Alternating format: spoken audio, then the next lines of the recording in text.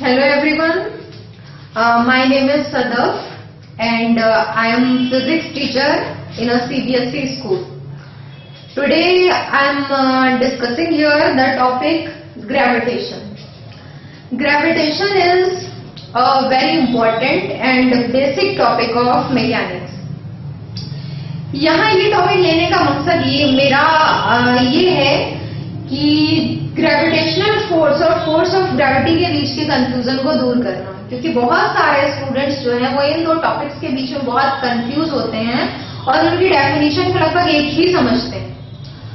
तो चलिए आइए डिस्कस करते हैं ग्रेविटेशन, जिसमें सबसे पहला टॉपिक आता है ग्रेविटेशनल फोर्स।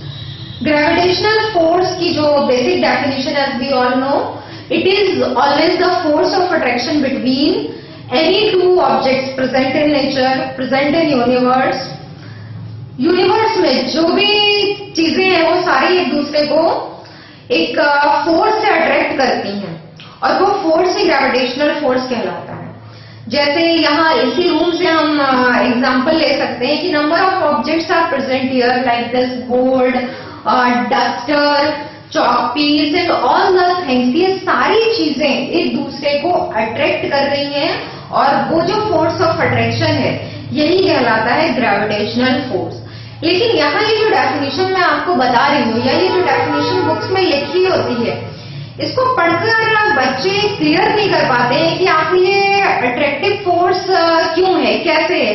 क्योंकि जहां भी अभी तक हमने देखा है अट्रैक्शन फोर्स होता है, वहां बॉडीज का एक दूसरे की तरफ मोशन दिखाई देता है, बॉडीज एक दूसरे की तरफ मूव करती हैं।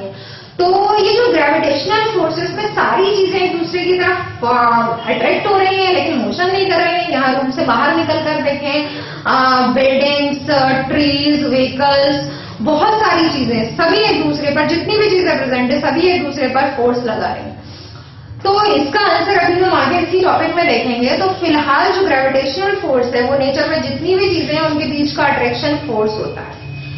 तो जब भी अट्रैक्शन फोर्स विजिबल नहीं होता है तो उसके पीछे हमने देखा है कई जगहों पर कि रीजन ये होता है कि अगर विजिबल नहीं है या मोशन दिखाई नहीं दे रहा है तो इसका मतलब ये फोर्स वीक है। अगर ये फोर्स स्ट्रांग होता तो बॉडीज एक दूसरे की तरफ अट्रैक्ट होती।